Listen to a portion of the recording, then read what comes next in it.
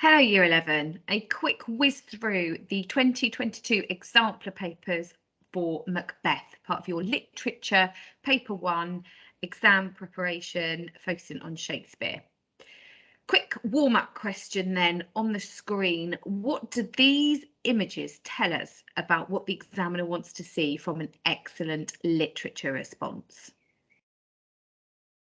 Well, the umbrella signifies an overview. This is where you would explore the general significance of the character or the theme that you've been given in your question before going into that detailed evidence from the extract or the wider play in the essay question. The final column is this idea of the backbone, a coherent response with ideas that are linked together, a focused response that tracks these core ideas and themes throughout the entire text. And finally, a detailed consideration of language, structure and form.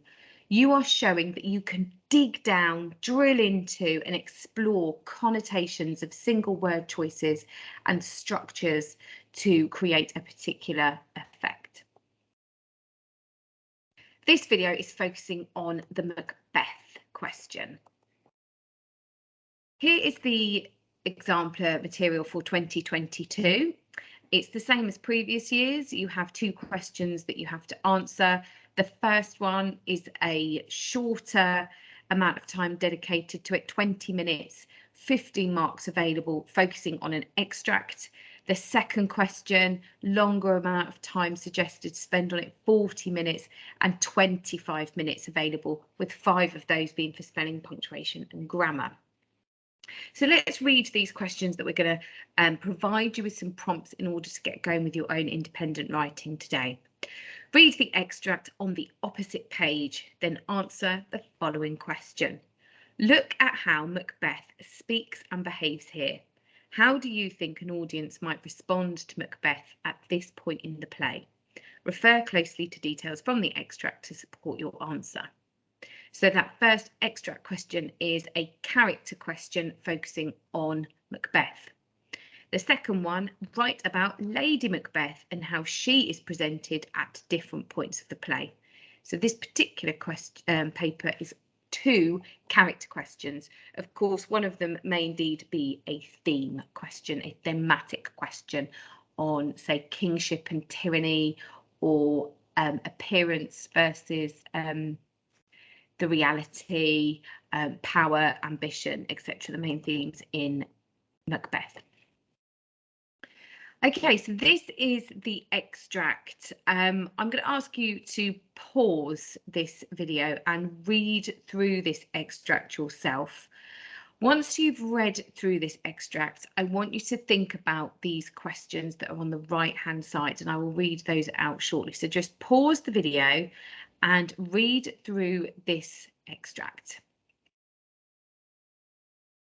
Okay, so once you've read the extract, you need to consider what point in the play is this extract taken? Where does it appear on the plot line? And what happens here? Why is it an important moment? The extracts are usually pivotal moments, core scenes where the action is driven forward or there's a revelation about a character. Now, when we think of Macbeth, the focus of this question is Macbeth. When we think of him at the beginning of the play, Macbeth addresses his wife as my dearest partner of greatness. This, I'm sure most of you will have realised, is taken from towards the end of the play. How does Shakespeare show that their relationship has deteriorated and that Macbeth's character has changed within this extract? But you're basically summed up in that box at the bottom, looking at how Macbeth speaks. What is he saying? How does he behave? What is he doing? And how do you think an audience might respond to Macbeth at this point in the play? Always bring it back to the audience's response.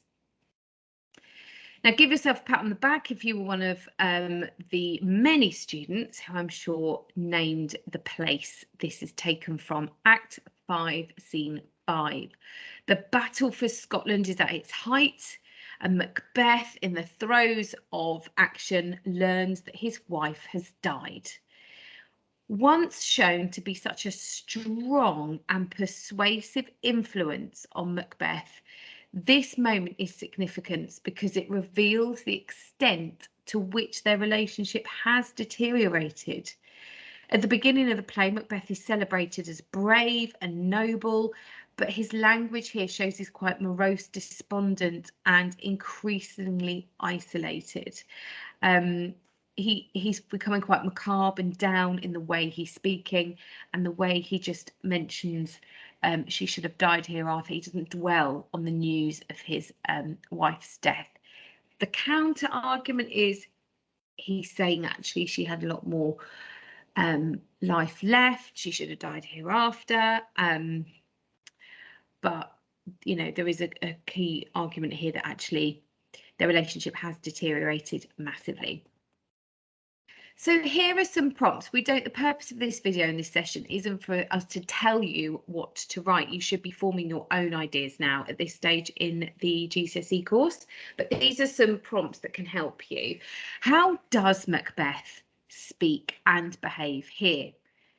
These are some topic sentences that may help you. Does he speak with confidence? Well, yes, at the beginning of the extract, Macbeth's confidence is apparent. He's unafraid of the approaching soldiers because, and can you tell me why? Why is he unafraid of the approaching soldiers? What is it that he's naively sort of listening, the advice he's listening to? So, and if you track through the text at the start, at the beginning, he's very confident. But he seems to change, he becomes despondent. An audience might be shocked to see how despondent and morose Macbeth becomes once he talks about life, once he's talking about his nightmares and life being so fleeting. And he seems to talk with resignation. Macbeth's tone is much changed towards the end of this extract that it was at the beginning. He seems to be resigned. He seems to be resigned that life for him is fleeting and he has not really achieved very much at all. Here are some more prompts that may help you explore this extract a little further, for those that want to have a go at writing a response to this. How do Macbeth's use of imperatives communicate his ill-founded confidence at the beginning? And remember, your imperatives are your bossy verbs. We are used to, as an audience, hearing Lady Macbeth speaking in many imperatives, but here we've got Macbeth hang out. You know, he's there telling people what to do. It shows his confidence at the beginning. Why is Lady Macbeth's death signalled by a mere cry? It is the cry of women, my good lord. How far has her role within the play diminished? Think of the significance of that word cry, and the fact that all of this has happened off stage. How does Macbeth's language communicate his numb feelings? Has he gained all that he expected, all that he wished for by becoming king? How can "she should have died hereafter" be read in two ways? It could be read in two ways. In either case, what does it tell us about Macbeth? Look at how differently Macduff reacts to the death of his wives and children. So, you know, look at the convenience of her death there. Is he shook by it? Is he actually thinking it's inconvenient? And then that final speech, this iconic speech, this little, sometimes just seen as a snippet in poetry books on its own. Life is but a walking shadow. It's very famous, this iconic speech from Macbeth. What can you say about what he's repeating in this particular speech? The alliteration use, how is that adding detail? The metaphor and the futility of the final lines. So look at how Macbeth speaks and behaves here, How do you think an audience might respond to Macbeth at this point in the play? So now is a good time to pause the video, set yourself 15 minutes and have a go at writing a response to this particular extract. I forgot to tell you about the conclusion. Apologies. What are your concluding thoughts? Always link it back to the audience. What are your concluding thoughts about how an audience might respond to Macbeth at this point? To what extent do we feel sympathy for him? Where and do we potentially feel revolted by him? Are we disappointed by him? How far in this extract does Macbeth fulfill his role of being a tragic hero? Okay, let's just give you some thoughts and ideas that you could use to approach the essay question. The essay question is asking you to focus on Lady Macbeth. So now would be a timely point for you to pause the video and thought shower everything you know about Lady Macbeth and how she is indeed presented at different points in the play. Then press play and see if there's anything that we can add to your plan.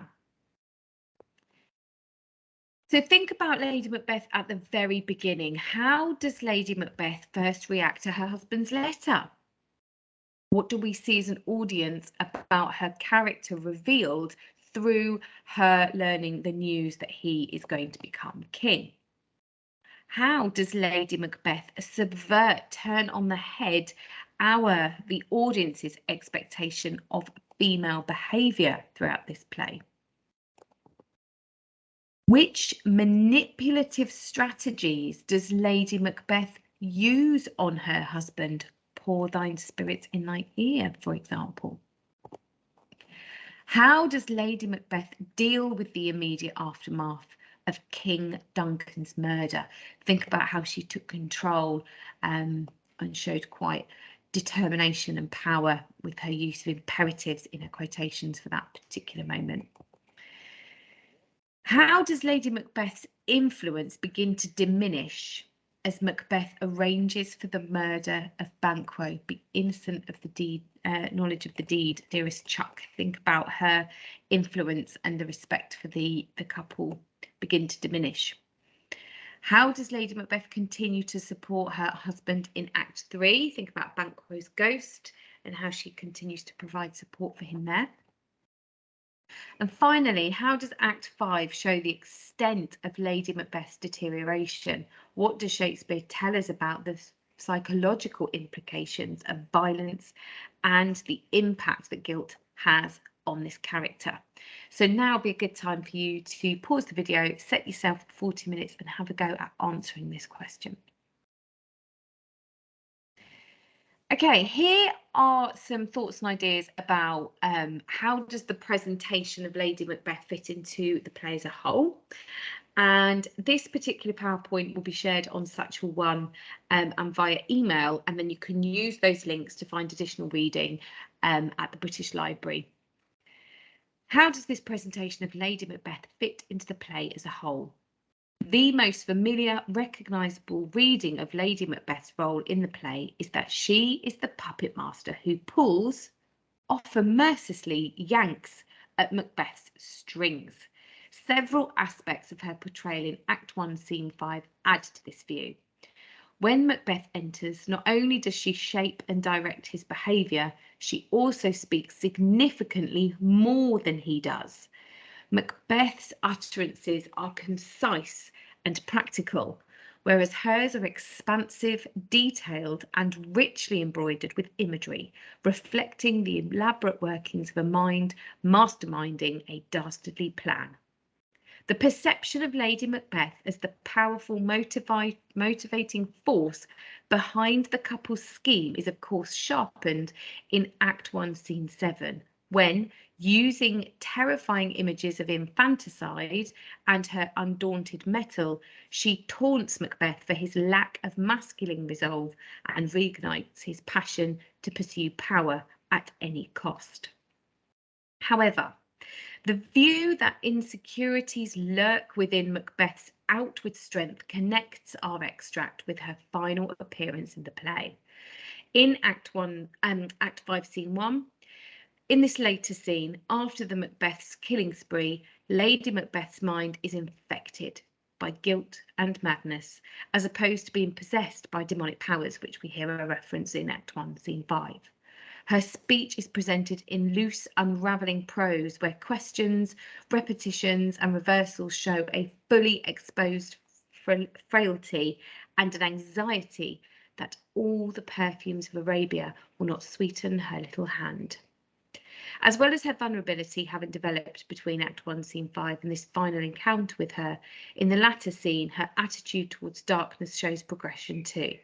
Previously, Lady Macbeth had courted darkness and dimness, but by the end of the play, her desire for clarity, to be free of dirty, blemishing entities, and she wants to be rid of damned spots, and the murky nature of hell that awaits her provokes great fear.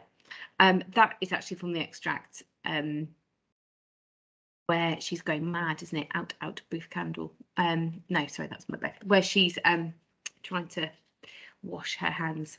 Anywho, I'm waffling. There is some more information about how Lady Macbeth is tracked across the whole of the text.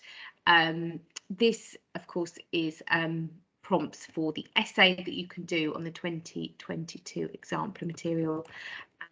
Here is some help and prompts for you to attempt the extract question. Good luck, Year 11. Have a go. See how you get on. You know where we are if you need anything.